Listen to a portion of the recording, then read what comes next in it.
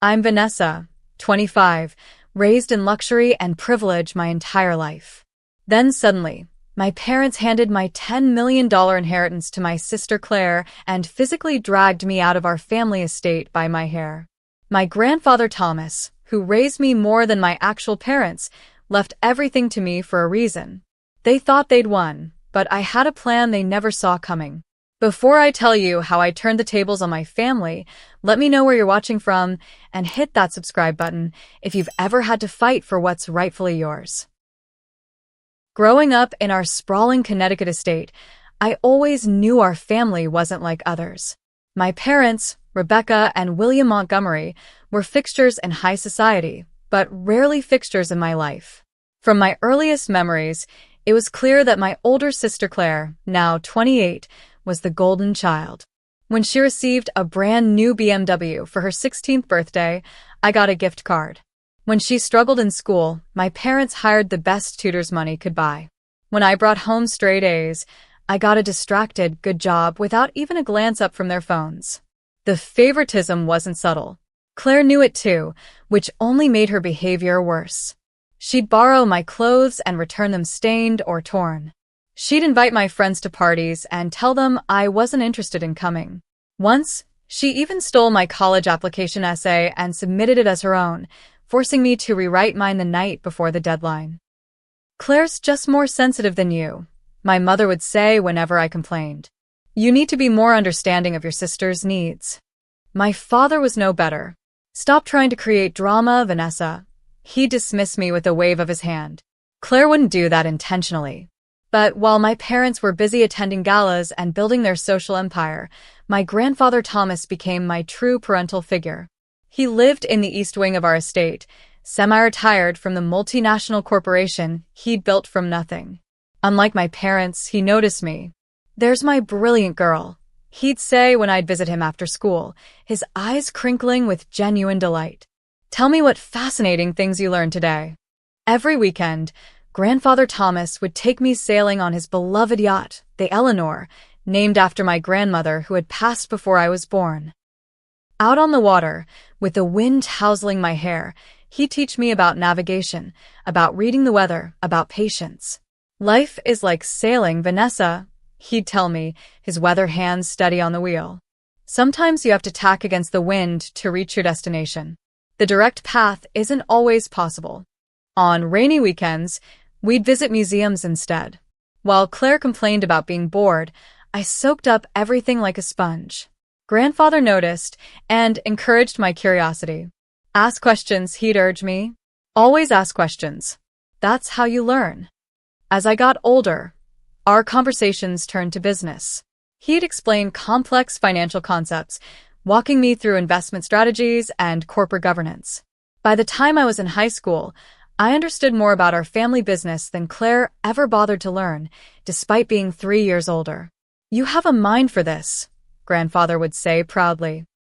"One day, you'll take what I've built and make it even greater." I didn't realize how prophetic those words would be, or how fiercely I'd have to fight to make them true.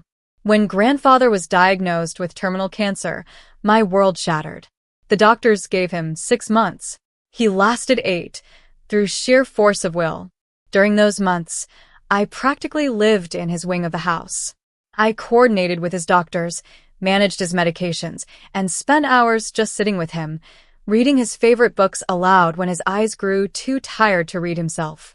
Claire visited occasionally, usually when our parents pressured her, but she'd scroll through her phone the whole time and find an excuse to leave after 15 minutes.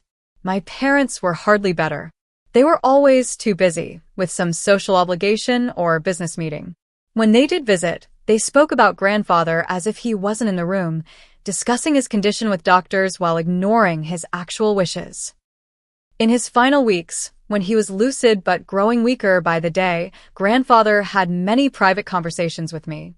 "Vanessa," he said one evening, his voice barely above a whisper, "I need you to listen carefully. Not everyone values integrity the way you do. Not everyone sees the true worth of things." I nodded, clutching his frail hand in mine. "I've watched how they treat you," he continued. "I've seen the inequality. I've made arrangements to ensure you're protected after I'm gone. Don't talk like that, I begged, tears forming in my eyes. We must talk like this, he insisted.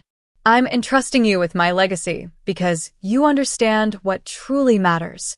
Promise me you'll stay strong, no matter what comes. I promise, I whispered. The night before he died, he made me lean in close, his breath faint against my ear. If things aren't as they should be, look for my message.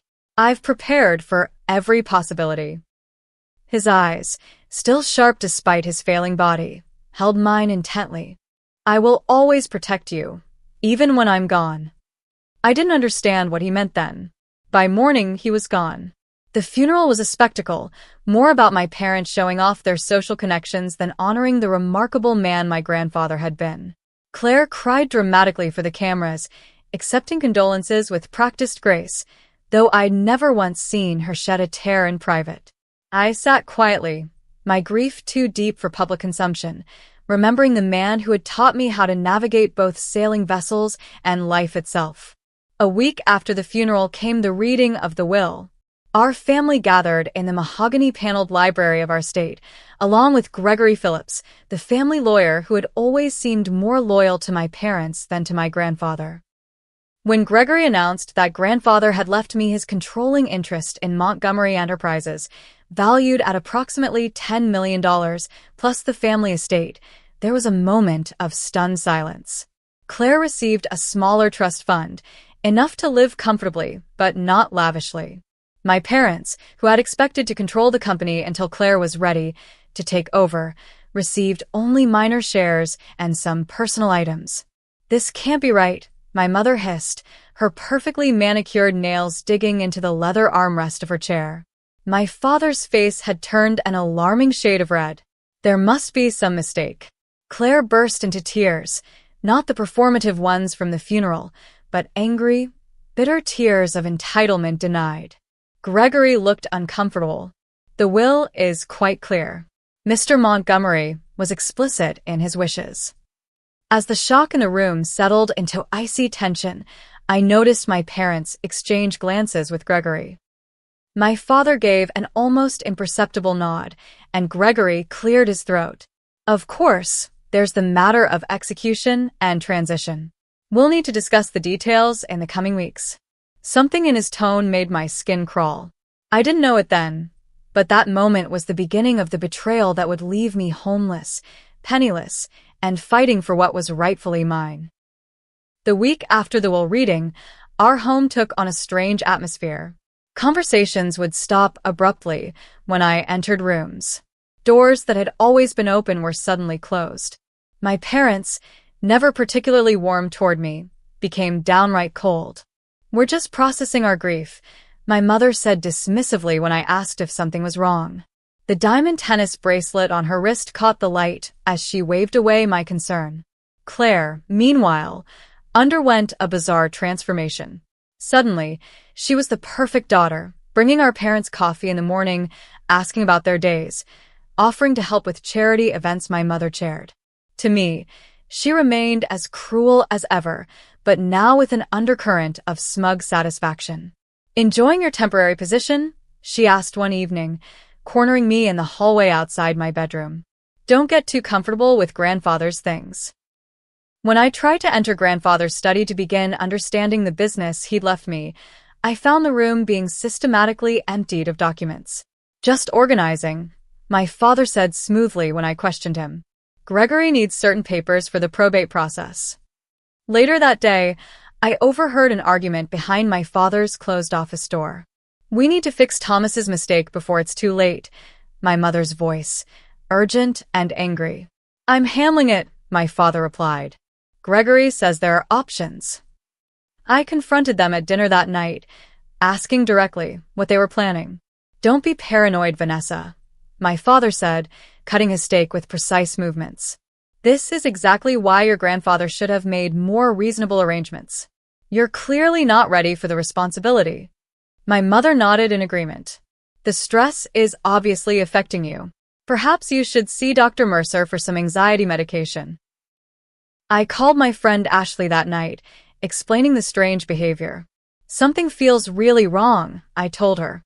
They're acting like they're planning something behind my back. Your family has always been kind of toxic, Ashley replied, concern evident in her voice. But this does sound weird. Can you check if anything important is missing? Taking her advice, I went to the safe in grandfather's study the next morning, only to find it already open and emptied of the financial documents I knew he kept there. Increasingly concerned, I contacted Patricia, my grandfather's longtime assistant who had retired shortly before his illness. We met at a coffee shop in town, away from my family's watchful eyes. Patricia seemed nervous, constantly looking over her shoulder. I can't say much, she said, stirring her untouched latte. But your grandfather was worried about exactly this situation. What situation? I pressed. Patricia lowered her voice. He knew they might try to contest the will. That's why he was so careful with the documentation. Contest it on what grounds? She looked around again before answering. They might claim he wasn't of sound mind, or that you manipulated him. Before I could ask more questions, Patricia abruptly stood up. I shouldn't be talking to you. Just watch your back, Vanessa. Your parents have more influence than you realize. She left Cash for her untouched coffee and hurried out, leaving me with more questions than answers. That afternoon, Gregory Phillips requested a meeting with me. In his downtown office, surrounded by law degrees and family photos, he suggested I be reasonable about expectations. Your grandfather's decisions have caused quite a stir, he said, his tone condescending. Perhaps we can find a compromise that satisfies everyone. There's nothing to compromise, I replied firmly. My grandfather's wishes were clear. Gregory smiled thinly. Wishes can be interpreted in many ways, especially when there are questions about a testator's mental capacity. I felt a chill run down my spine. My grandfather was perfectly sound of mind until the end. Of course you would say that, Gregory nodded sympathetically. But medical experts might have a different opinion. And juries tend to find it suspicious when elderly men change their wills to favor young relatives who spent unusual amounts of time with them near the end. The implication was clear and revolting. I left his office and immediately called a lawyer of my own, Benjamin Reynolds, a former classmate's father who specialized in estate litigation and had no connections to my family. Benjamin's findings were troubling. They've already filed preliminary paperwork suggesting your grandfather might not have been competent, he told me. And there are rumors of a revised will that supposedly supersedes the one that was read. That evening, my parents called a family meeting. Seated at our formal dining table, they suggested for the first time openly that the will might be contested. It would be in everyone's best interest to avoid a lengthy court battle, my father said, his tone reasonable but his eyes cold. Grandfather wanted me to have the company, I insisted. He prepared me for it my entire life. That's your interpretation, my mother replied. But the courts will consider all the facts, including your grandfather's deteriorating mental state during his illness. Claire sat silently throughout the conversation, a small smile playing at the corners of her mouth. Over the next 2 weeks, my isolation within my own home grew complete. The security codes were changed without telling me. My belongings mysteriously migrated from common areas back to my bedroom. Household staff who had always been friendly became distant and formal. I discovered my home office had been searched when I found papers rearranged and my laptop in a slightly different position than I'd left it. When I mentioned this to my parents, they suggested I was becoming paranoid and might need professional help. Their gaslighting tactics were systematic and relentless. But I knew what was happening. They were building a case against me while simultaneously trying to undermine my mental stability and isolate me from potential allies. I began making copies of important documents and storing them with Benjamin. I recorded conversations when legally possible. And I started preparing for the worst, though even in my most pessimistic moments, I never imagined just how ugly things would become.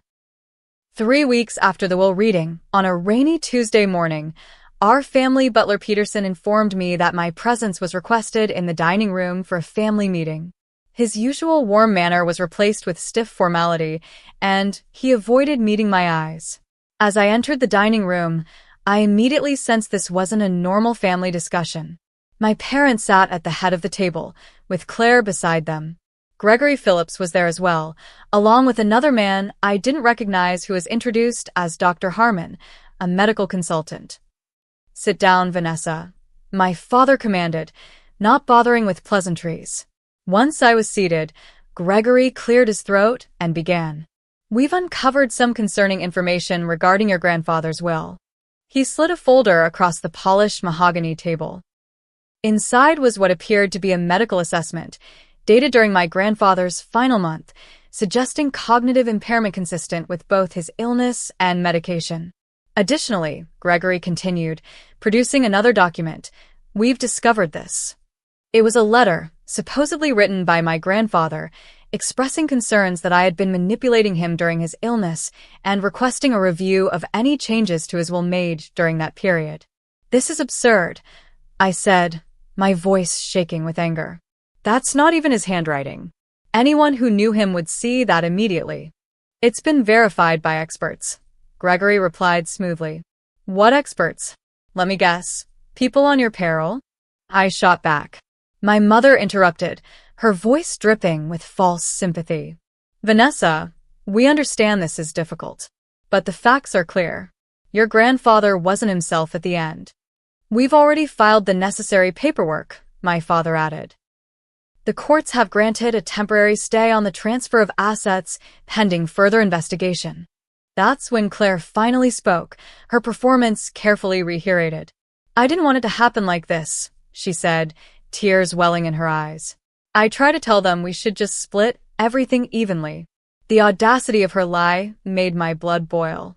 "You've been planning this from the moment the will was read," I accused. "All of you have."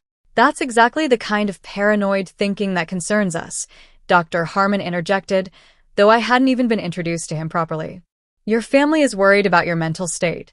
I pulled out my phone, where I'd saved photos of the original documents, medical assessments from my grandfather's actual doctors confirming his mental clarity, and notes from our conversations about the business.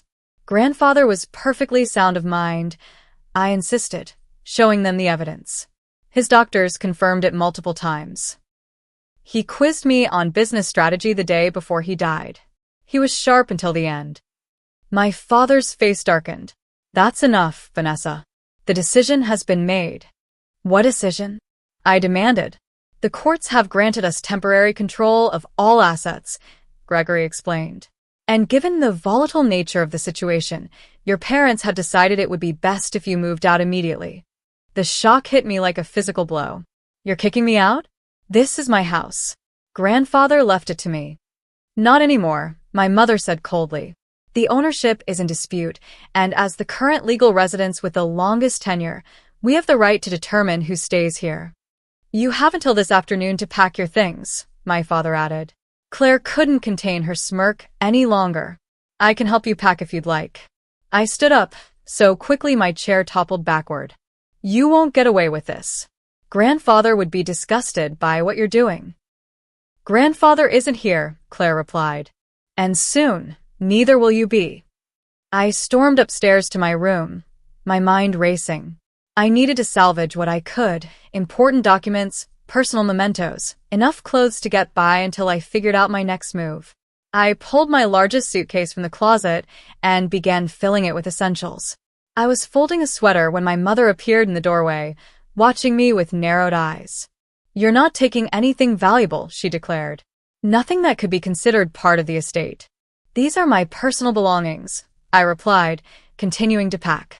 "Everything in this house belongs to the estate now," she insisted, stepping into the room. "Hand over that bag." I clutched the suitcase handle tighter. "No."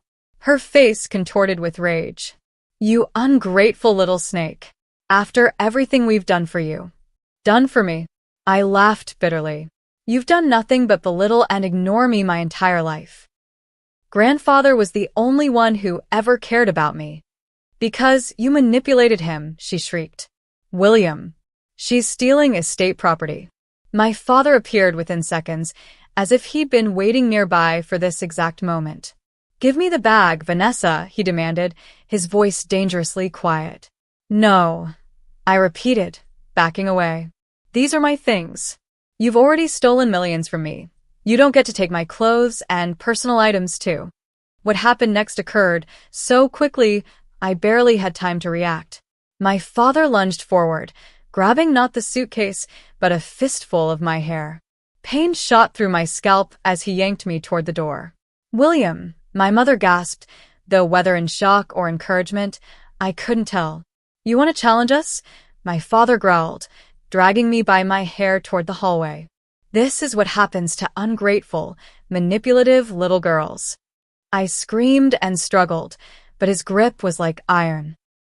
He dragged me down the hallway, my scalp on fire, past Claire, who stood watching with wide eyes, past stunned household staff who quickly averted their gaze rather than witness what was happening. Down the grand staircase we went, my body bumping painfully against each step, my father's grip never loosening. Through the marble foyer, to the massive front door, which my mother hurried ahead to open. With a final violent shove, my father pushed me out onto the wet driveway. My suitcase followed, thrown with such force that it burst open, spilling my belongings onto the rain-soaked pavement. "You are no longer welcome in this house," my father declared, straightening his tie as if he hadn't just physically assaulted his daughter. "Any attempt to return will be considered trespassing." Through tears of pain and rage, I gathered myself enough to deliver one final message. "You think you've won, but grandfather was smarter than all of you combined. When this is over, you'll regret the day you betrayed his wishes and me." The massive oak door slammed shut, leaving me alone in the pouring rain, my scalp throbbing, surrounded by my scattered possessions. Security guards appeared at the gate, making it clear they had instructions not to let me back in. I gathered what I could salvage of my belongings back into the damaged suitcase. With shaking hands, I called Ashley, the only friend I trusted completely. "I need help," I managed to say through tears. "They kicked me out. I have nowhere to go." As I waited for Ashley to arrive, huddled beneath a tree at the edge of the property, the full magnitude of what had happened began to sink in. In a single morning, I had lost my home, my inheritance, and any illusion that my family had ever cared about me. But through the pain and shock, I remembered my grandfather's words, "I've prepared for every possibility." And I realized that the fight had only just begun. Ashley arrived within 20 minutes, her compact car swerving to a stop just outside the estate gates. Her expression of shock when she saw me, hair disheveled, clothes soaked, face streaked with tears, and a visible bruise forming on my cheek where I'd hit the stairs, told me exactly how bad I looked. "Oh my God, Vanessa." She jumped out of the car and rushed to help me with my damaged suitcase. "What happened to you?" I couldn't answer immediately. The moment I was safely in her car, the adrenaline that had kept me functioning crashed, and I dissolved into uncontrollable sobs. Ashley drove me to her apartment, a modest one-bedroom in the city where she'd moved after college. She helped me into the shower, brought me dry clothes, and sat with me as I struggled to explain what had happened between bouts of tears. "We need to call the police," she insisted after I described my father dragging me by my hair. "That's assault. They can't just do that to you." The next morning, still shell-shocked, I agreed to file a police report. We went to the local precinct, where a bored-looking officer took my statement with visible skepticism. "So you're saying your father, William Montgomery, physically dragged you out of the house?" he clarified, typing slowly into his computer. "Yes," I said firmly. "By my hair, down a flight of stairs." The officer looked up. "The William Montgomery? Of Montgomery Enterprises?" I nodded. "And this was during a dispute over an inheritance?" "It wasn't a dispute. It was theft," I corrected. "They're trying to steal what my grandfather legally left to me." The officer's demeanor changed subtly. "I'll file the report, but I should warn you. This sounds like a civil matter. Family disputes over inheritance usually need to be handled in court, not through criminal charges." "The theft is a civil matter," I agreed. "Being physically assaulted is criminal." He nodded noncommittally. "I'll forward this to a detective, but don't get your hopes up. Without witnesses willing to testify." I left the station with a sinking feeling that nothing would come of the report. My suspicion was confirmed 3 days later when I received a call informing me that the district attorney had declined to pursue charges due to insufficient evidence and the civil nature of the underlying dispute. By then, I had already met with Benjamin Reynolds to understand my legal options regarding the inheritance. "They're moving quickly," Benjamin warned, reviewing the documents they'd filed. "The allegation that your grandfather was mentally incompetent is their strongest play, and they've already submitted statements from several doctors. But his actual physicians confirmed he was competent." I protested. "Yes, and we'll present that evidence. But they've found experts willing to review his medical records and testify that someone with his condition typically experiences cognitive decline." "What about the letter they produced?" "It's obviously a forgery." Benjamin nodded. "We'll demand handwriting analysis. But these cases can drag on for years, Vanessa. And they have resources to sustain a lengthy legal battle." "So do I insisted. "I have the inheritance." Benjamin's expression was grim. "That's the problem. Until this is resolved, you don't have access to those funds. And from what you've told me, they've already taken control of all liquid assets." Reality crashed down on me. I had less than $3,000 in my personal account, money I'd earned from a summer internship before graduate school. My credit cards were all on family accounts that had surely been canceled by now. "What am I supposed to do?" I whispered, the magnitude of my situation becoming clear. "Do you have friends you can stay with? Other family members who might help?" I shook my head. "Just Ashley, and she can only keep me on her couch for so long." True to my fears, Ashley received a call from her landlord just 1 week after I moved in. Somehow, my parents had discovered where I was staying and had applied pressure. They threatened to buy the building and evict everyone if he doesn't enforce the no long-term guests policy, Ashley explained apologetically. "I tried to fight it, but I can't risk everyone in the building losing their homes." I understood. This wasn't her battle, and I couldn't drag her down with me. Over the next 3 weeks, I bounced between budget motels, spending my dwindling funds on basic necessities while applying for any job I could find. But each promising lead mysteriously evaporated after I'd interviewed. At one point, a sympathetic hiring manager pulled me aside. "I don't know what you did to piss off the Montgomerys," she whispered, "but I got a call from our biggest investor warning us not to hire you." I'm sorry. My parents' influence ran deeper than I'd imagined.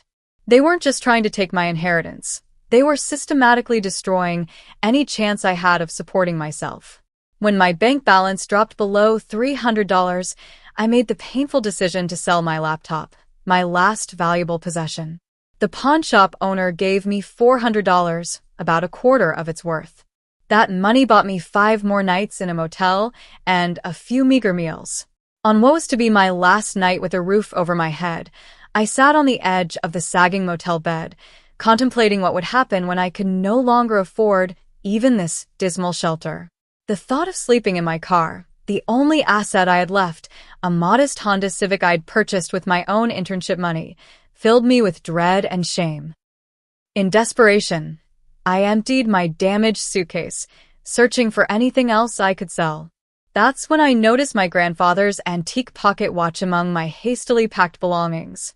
I had grabbed it instinctively that day, knowing it was one of the few tangible connections to him I had left.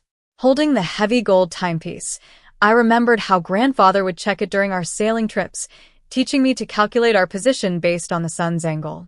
"A good watch is more than a timekeeper," he'd told me. "It's a tool for those who understand its secrets." Turning the watch over in my hands, I noticed something unusual about the back panel. It seemed to have a nearly invisible seam around the edge. Acting on instinct, I pressed the sides in a specific pattern, the same combination grandfather had taught me for his personal safe. To my astonishment, the back panel popped open, revealing a hidden compartment. Inside was a tiny USB drive and a folded note in my grandfather's distinctive handwriting. With trembling fingers, I unfolded the note. "My dearest Vanessa, if you're reading this, then the worst has happened. I feared they might try to take what is rightfully yours. They have always been jealous of our bond and the potential I see in you. This drive contains everything you need: copies of my medical evaluations confirming my competence, recordings of our business discussions proving your readiness to lead, and documentation of several accounts known only to me. Most importantly, contact Richard Donovan at the address below. He has been my friend for 40 years and is expecting you. He will help you access what I've secured for just this contingency. Remember what I taught you about sailing against the wind. Sometimes the path to victory requires temporary retreat. All my love, Grandfather. For the first time in weeks, I felt a flicker of hope. I immediately contacted Richard Donovan, who insisted on picking me up personally from the motel that very night. Thomas told me to expect you eventually, Richard explained as we drove to his home in the countryside. He suspected they might try something like this, though even he didn't anticipate the level of cruelty they've shown. Richard's spacious farmhouse became my sanctuary. From his guest room, I began to review the contents of the USB drive, and what I found left me breathless. Grandfather hadn't just suspected my family might betray me, he had meticulously documented their previous schemes and manipulations. There were recordings of my parents discussing how to control him during his illness, emails between Claire and my father strategizing ways to influence the will, and records of earlier attempts to misappropriate company funds. Most importantly, there were recordings of my grandfather explicitly stating his wishes to leave the business and estate to me, along with his reasons, my business acumen, ethical approach, and genuine interest in preserving his legacy, contrasted with Claire's irresponsibility and my parents' focus on status over substance. The drive also contained access information for several offshore accounts containing approximately $2 million, funds my grandfather had set aside for emergencies, completely separate from the main inheritance and unknown to my parents or their lawyers. He called it his insurance policy, Richard explained, pouring me a glass of whiskey, my grandfather's favorite. Thomas knew exactly who he was dealing with. He just hoped it wouldn't come to this. The next day, Richard introduced me to Lawrence Schaefer, my grandfather's former business partner who had retired 5 years earlier. Thomas and I planned for this possibility, Lawrence confirmed, reviewing the documents I'd found. There are additional safeguards in place that your parents don't know about. With secure funding, a safe place to stay, and powerful allies, I finally had the resources to begin fighting back. Benjamin Reynolds joined us at Richard's home, bringing case files and legal strategies. With this evidence, we have a much stronger position, Benjamin said, reviewing the recordings. But we need to be strategic. Your parents won't hesitate to fight dirty. Over the next 2 weeks, we developed a comprehensive plan. I hired a private investigator to track Claire's activities, revealing her substantial gambling debts at several casinos, debts that had mysteriously disappeared right after my eviction. The investigator also uncovered that my parents' company was on the verge of bankruptcy. They had taken out massive loans using the anticipated inheritance as collateral. Without control of grandfather's assets, they would lose everything. That explains the desperation, Benjamin noted. This isn't just about greed, it's about survival. We also discovered that the medical expert who had questioned my grandfather's competence had never actually examined him and had been paid an exorbitant consulting fee by my parents. Most damning of all, we found evidence that Gregory Phillips had helped draft the forged letter supposedly from my grandfather, with metadata proving it was created 2 weeks after his death. Each discovery strengthened our case, but Benjamin cautioned patience. We need to build an airtight case before making our move. Once we file, they'll destroy any evidence they can.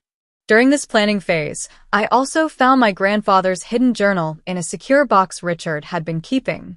The journal detailed years of manipulative behavior from my parents. Schemes to control company assets, attempts to isolate my grandfather from his friends, and their consistent pattern of favoring Claire while undermining me. One entry from just months before his diagnosis hit me particularly hard. Rebecca and William continue to underestimate Vanessa. Their blindness to her abilities may be their greatest weakness, and perhaps her greatest advantage. Claire plays their game, telling them what they want to hear, while Vanessa stands her ground. I've decided to protect her future, even if it means they will hate me for it. Some legacies are worth more than temporary peace. Reading his words, I felt a renewed connection to my grandfather and absolute certainty that I was fighting for what he truly wanted. By the end of the month, we had enough evidence to secure a temporary injunction freezing certain disputed assets. This first legal victory sent shockwaves through my family. Suddenly, my parents were calling continuously, leaving messages that alternated between threats and awkward attempts at reconciliation. Claire left a tearful voicemail claiming she was caught in the middle and never wanted things to go this far. I ignored them all, focusing instead on building our case while remaining completely hidden from public view. My parents had no idea where I was or who was helping me, an advantage I intended to maintain until the perfect moment to strike. Richard's guest house became my command center. With financial security for my grandfather's emergency funds, I assembled a team dedicated to reclaiming what was rightfully mine. Benjamin Reynolds coordinated our legal strategy, while Lawrence Schaefer provided insider knowledge of the company's operations and vulnerabilities. Your grandfather built redundancies into everything, Lawrence explained, spreading company documents across the dining table. He had contingency plans for his contingency plans. One of those safeguards involved the corporate bylaws he had quietly modified before his illness. The changes required that any significant restructuring or asset transfer needed approval from a special ethics committee, a committee whose members included several of his most trusted colleagues, not just family. Your parents need to convince this committee to approve their actions, Lawrence noted. And these people were loyal to Thomas, not to Rebecca and William. Our first strategic move was contacting Martha Stevens, my grandfather's longtime secretary who had witnessed the original will signing. "I've been waiting for your call," Martha said when we met at a quiet cafe outside the city. "I knew something wasn't right when they announced the will was being contested. Your grandfather was sharp as a tack until the end." Martha provided a sworn affidavit detailing the will signing, including her observations of my grandfather's mental clarity and the explicit instructions he gave about his wishes. Next, we gathered statements from household staff who had overheard my parents plotting to contest the will even before my grandfather died. Several remembered specific conversations and were willing to testify, especially after hearing how I had been physically removed from the house. The private investigator I had hired, Marcus Daniels, delivered his comprehensive report on Claire's activities.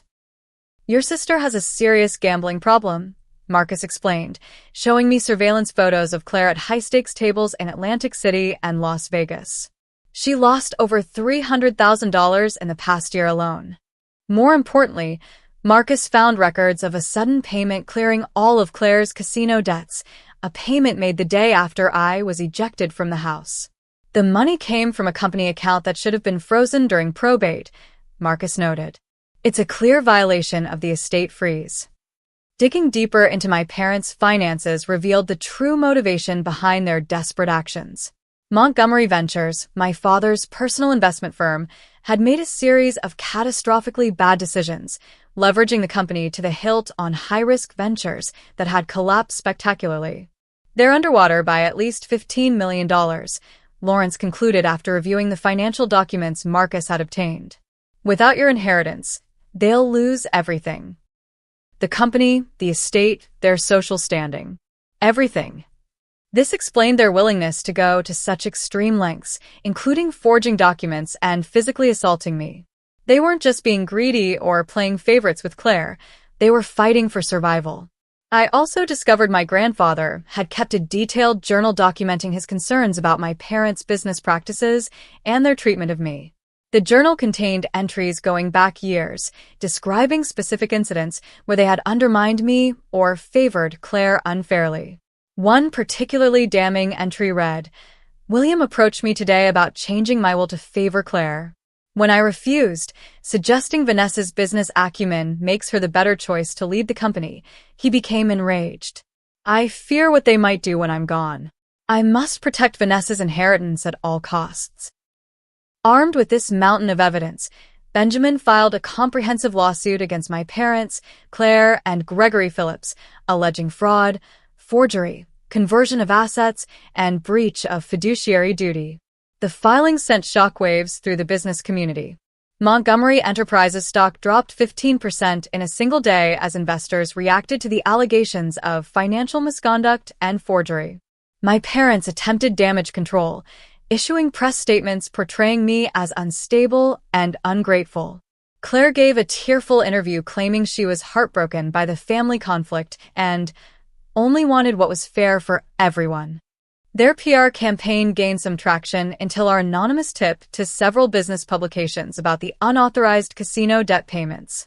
Financial journalists began investigating more deeply, uncovering additional irregularities in the company's books.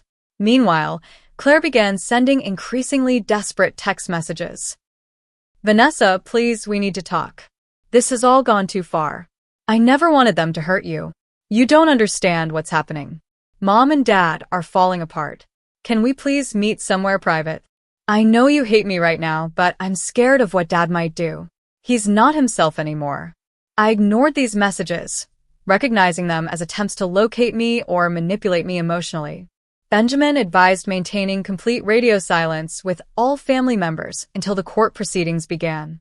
The pressure on my parents intensified when several members of the ethics committee resigned in protest after learning about the forged documents. Their public statements expressing concern about potentially fraudulent activity further damaged my parents' credibility. By the time our case reached the initial hearing, public opinion had shifted dramatically. Business publications ran articles questioning the management of Montgomery Enterprises. Social circles that had once embraced my parents now whispered about their fall from grace. Throughout this period, I remained completely hidden, staying at Richard's guest house and avoiding public appearances. My parents had no idea where I was or who was helping me, a strategic advantage that clearly frustrated them, as evidenced by the private investigators we spotted surveilling Benjamin's office and Richard's known residences. As the date for the main hearing approached, we prepared our most powerful evidence, video testimony my grandfather had recorded before his death, explicitly stating his wishes and his concerns about potential interference from my parents. I, Thomas Montgomery, being of sound mind, make this recording on June 12th to confirm my decision to leave controlling interest in Montgomery Enterprises and the family estate to my granddaughter, Vanessa Montgomery.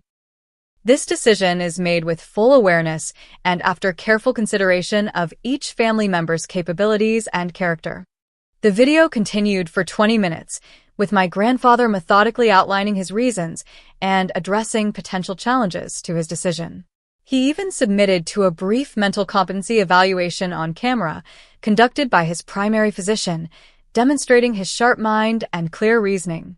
This recording, unknown to my parents, would be our trump card, irrefutable evidence of my grandfather's wishes and mental capacity, impossible to dismiss as manipulation or forgery. The night before the hearing, I received an unexpected email from Peterson, our family butler who had worked in our home for over 20 years. "Miss Vanessa, I can no longer remain silent about what happened. Your father's treatment of you was unforgivable, and I am ashamed that I did nothing to stop it. I have submitted my resignation and am willing to testify about what I witnessed that day and the conversations I overheard in the weeks prior. Please let me know if my testimony would be helpful to your case." Peterson's message brought tears to my eyes, the first indication that someone from my old life was willing to stand up for what was right, even at personal cost. As I prepared for bed that night, I found myself holding my grandfather's pocket watch, running my thumb over its smooth gold surface. "I hope I'm making you proud," I whispered. "Tomorrow we fight back." The courthouse steps were crowded with reporters when we arrived. For months, I had stayed completely out of public view, leaving my parents and sister to control the narrative. Today, that would change. I stepped out of Richard's car wearing a tailored navy suit that had belonged to my grandmother, another treasure Richard had safeguarded for me. My hair was styled professionally, hiding the small scar on my scalp where my father's violent grip had left a lasting mark. Flashbulbs exploded as reporters recognized me. Benjamin walked beside me, projecting calm confidence as journalists shouted questions. "Miss Montgomery, where have you been hiding? Vanessa, how do you respond to your family's claims about your mental state?" Is it true you manipulated your grandfather during his illness?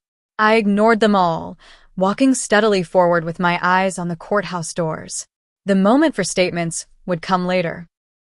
Inside the courtroom, I saw my parents and Claire for the first time since my ejection from our home. My mother gasped audibly when she saw me, whispering urgently to my father. Claire stared at the floor, unable to meet my gaze. Gregory Phillips leaned over to confer with their litigation team, 5 high-priced attorneys from one of the city's most prestigious firms. Our side seemed modest in comparison, just Benjamin, Lawrence, and 2 associates. Judge Eleanor Harrington, known for her no-nonsense approach and impeccable ethics, called the court to order. Before we begin, she announced, I want to make it clear that I've reviewed the preliminary evidence from both sides, and I find some of the allegations extremely troubling. This court will not tolerate fraudulent documents, intimidation of witnesses, or misappropriation of disputed assets while this matter is being resolved. My father shifted uncomfortably in his seat as the judge's stern gaze lingered on him. The proceedings began with my parents' attorneys presenting their case. My grandfather had been mentally compromised during his final months. I had taken advantage of his weakened state to influence his decisions. The will that left me the company and estate didn't reflect his true wishes. They presented statements from doctors who had never actually treated my grandfather but offered opinions about how his condition typically affected cognitive function.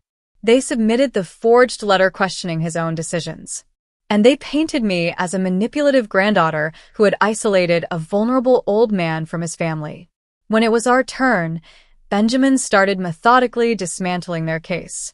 First, he called my grandfather's actual physicians, who testified under oath that Thomas Montgomery had remained mentally sharp until his final days, regularly discussing complex business matters and making clear, consistent decisions about his estate. Next came Martha Stevens, the secretary who had witnessed the will signing, who described my grandfather's explicit instructions and his sound mental state.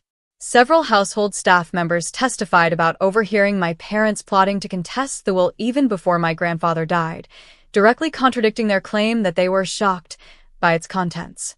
The financial experts we'd engaged presented evidence of document forgery, showing conclusively that the letter supposedly written by my grandfather had been created 2 weeks after his death, using a computer registered to Gregory Phillips's law firm. But our most powerful moment came when Benjamin introduced the video testimony my grandfather had recorded. The courtroom fell silent as my grandfather's image appeared on the screen. Even in his weakened physical state, his mental acuity was unmistakable. He systematically addressed and refuted every challenge he anticipated my parents might make, demonstrating both his competence and his foresight. When he spoke directly about his decision to leave the company to me, his reasoning was clear. Vanessa has demonstrated the business acumen, ethical judgment, and genuine care for this company's legacy that I've always hoped to see in my successors.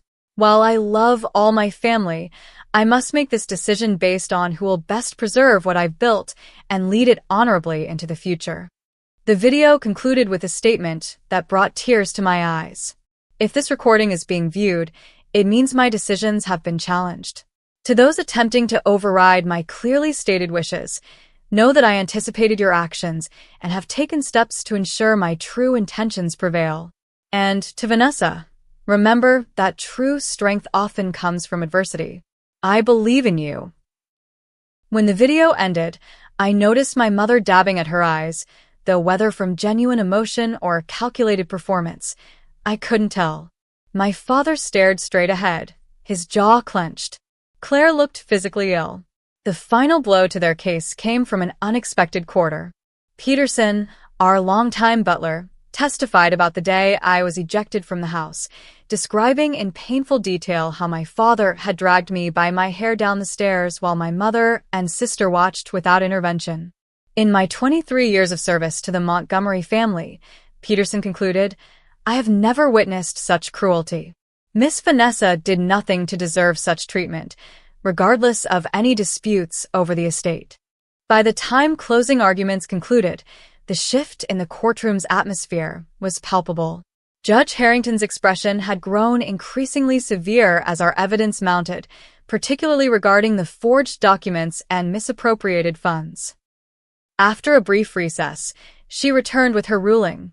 Based on the overwhelming evidence presented, this court finds that Thomas Montgomery was of sound mind when executing his will, and that the document presented by the defendants purporting to question that will is fraudulent. The original will shall be upheld in its entirety. She continued, her voice sharp with disapproval. Furthermore, the court finds that William and Rebecca Montgomery, along with their attorney Gregory Phillips, engaged in fraudulent activities in their attempt to circumvent the legitimate will.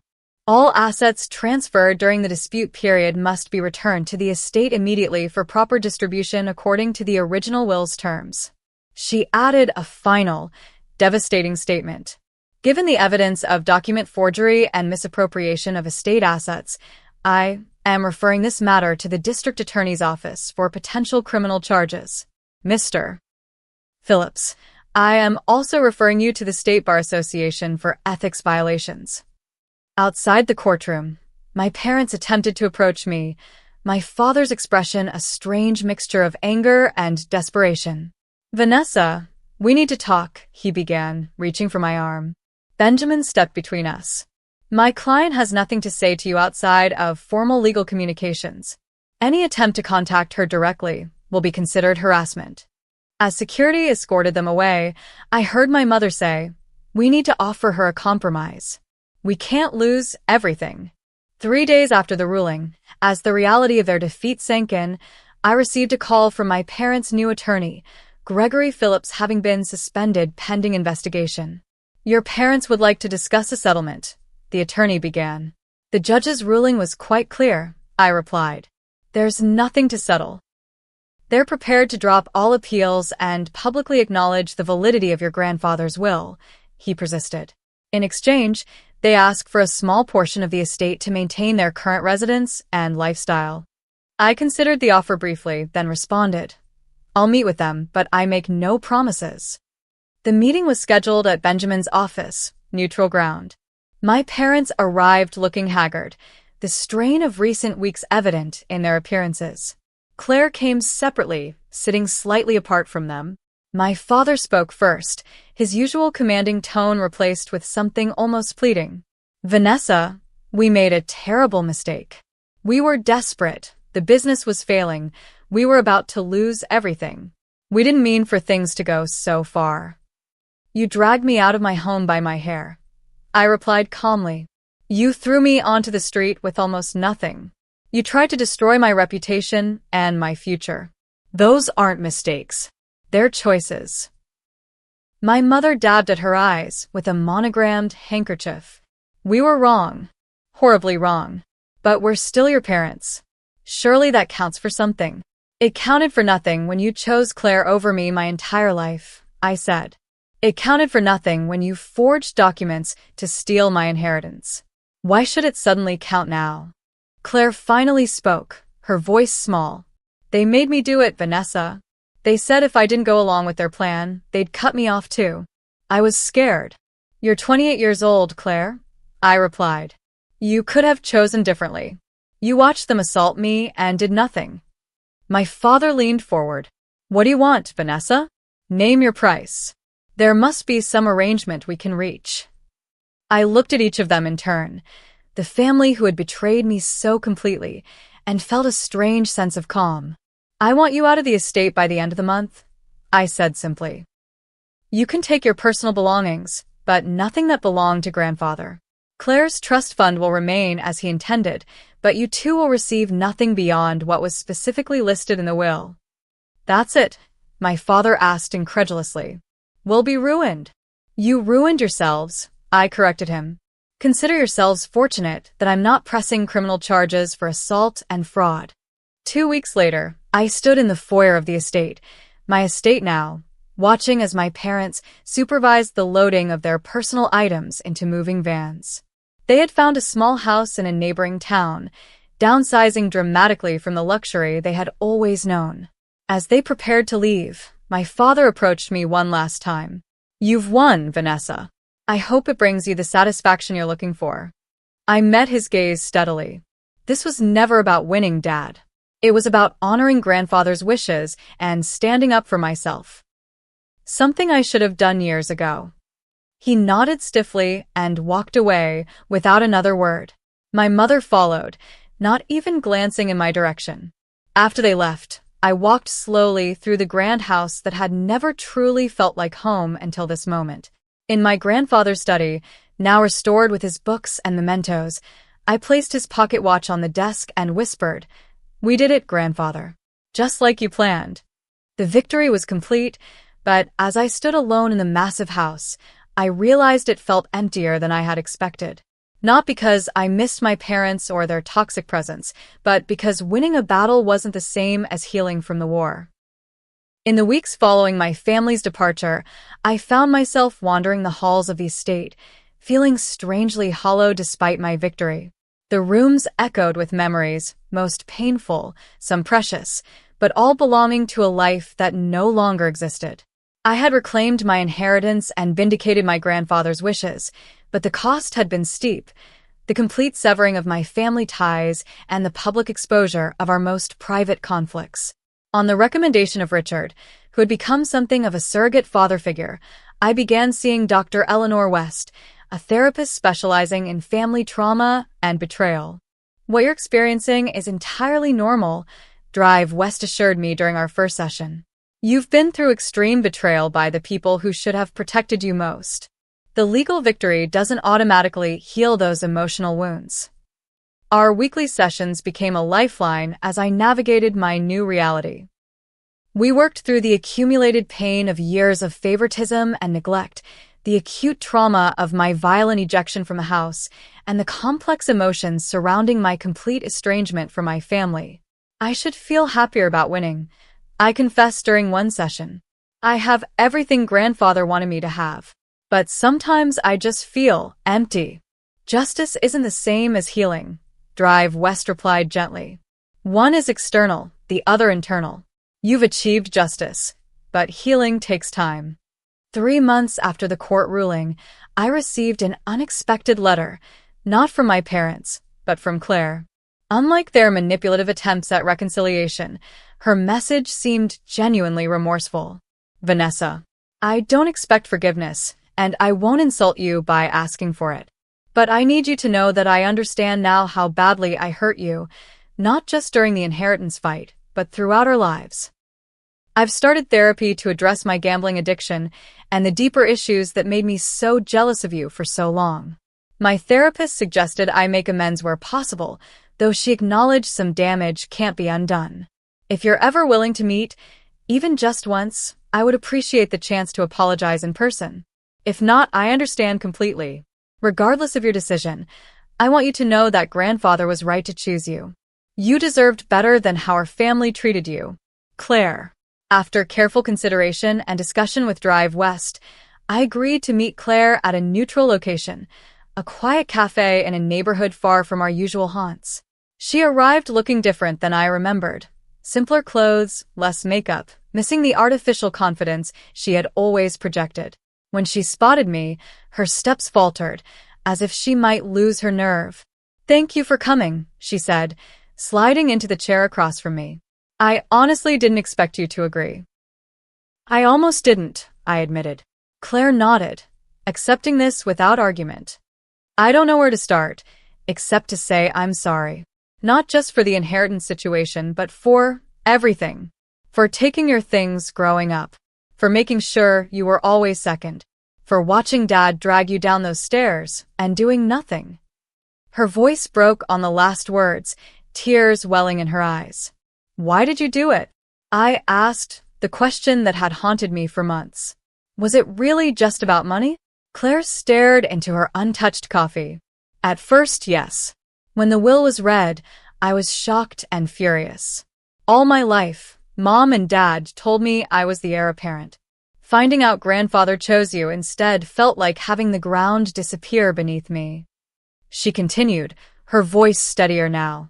"But when they started forging documents and plotting to declare him incompetent, I knew it was wrong. I told myself it was just correcting an injustice, that you had somehow manipulated him.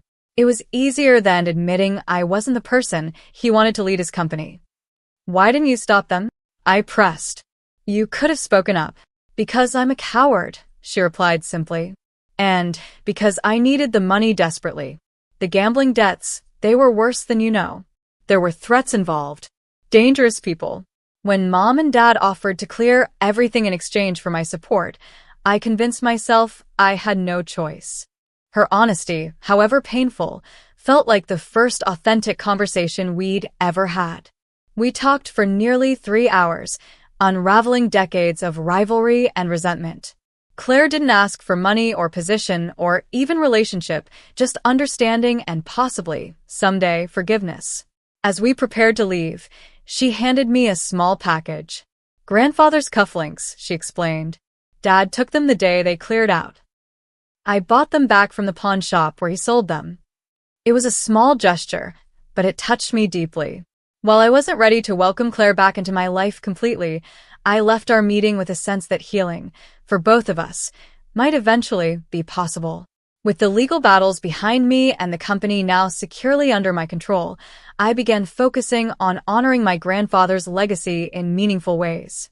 Using a portion of the inheritance, I established the Thomas Montgomery Foundation for Ethics in Business, dedicated to promoting integrity and ethical leadership in corporate governance.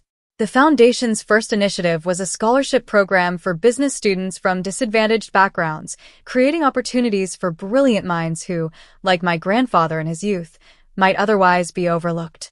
The sprawling family estate, despite being legally mine, never felt like a place where I could build a new life. Too many painful memories lingered in its elegant rooms.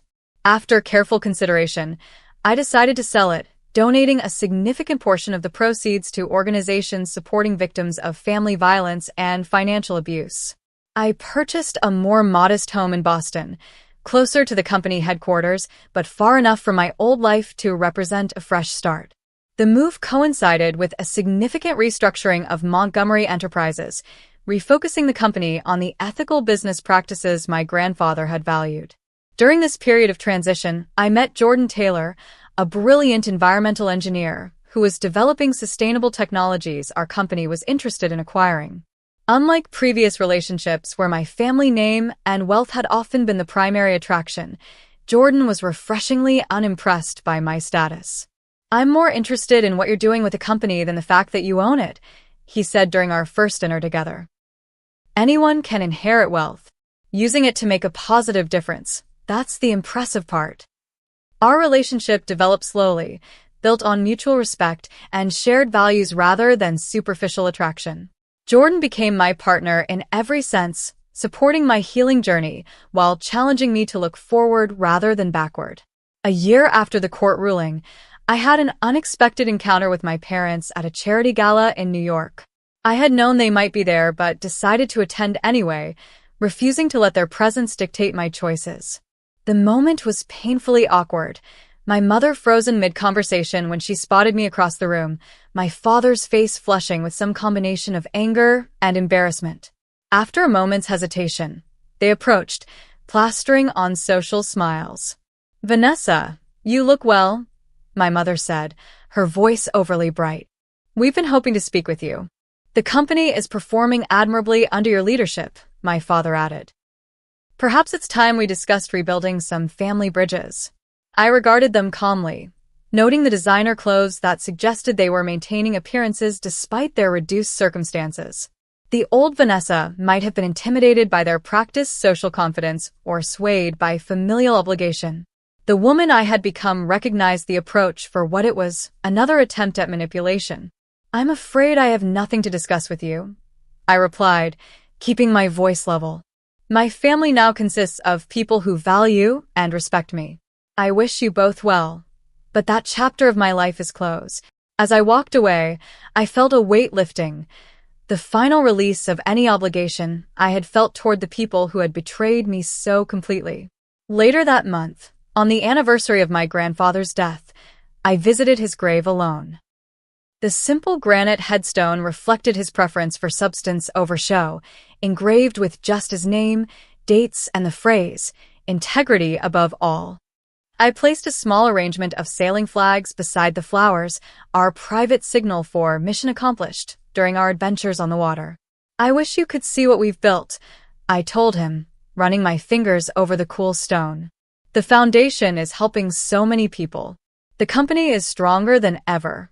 And I'm finally becoming the person you always saw in me. As I stood there, I reflected on everything the past year had taught me, that family is defined by love and loyalty, not blood, that strength often emerges from our deepest wounds, that justice, while necessary, is only the beginning of healing, and that our choices, not our circumstances, ultimately define us. I had entered this battle as a victim fighting for what was rightfully mine. I emerged as something more. A leader, a builder, and finally the captain of my own life. Back home that evening, sitting in my new study with Jordan reading quietly beside me, I held my grandfather's pocket watch and smiled at how far I'd come. From being physically dragged from my home with nothing but a damaged suitcase to rebuilding a life and legacy that honored not just my grandfather's wishes but my own potential, it had been an extraordinary journey. The inheritance was never just about the money. It was about recognizing my worth when no one else would. It was about standing up for myself when it would have been easier to surrender.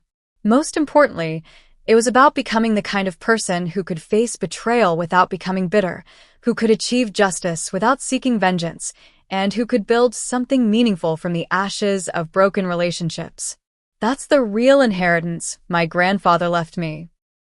Not the millions or the company or the property, but the unshakable belief that I was worthy of it all.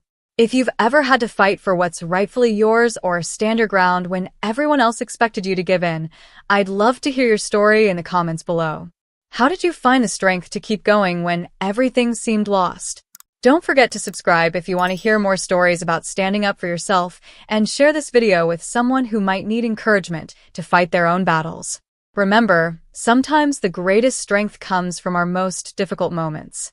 Thank you for listening to my story, and I wish you all the courage to claim what's rightfully yours.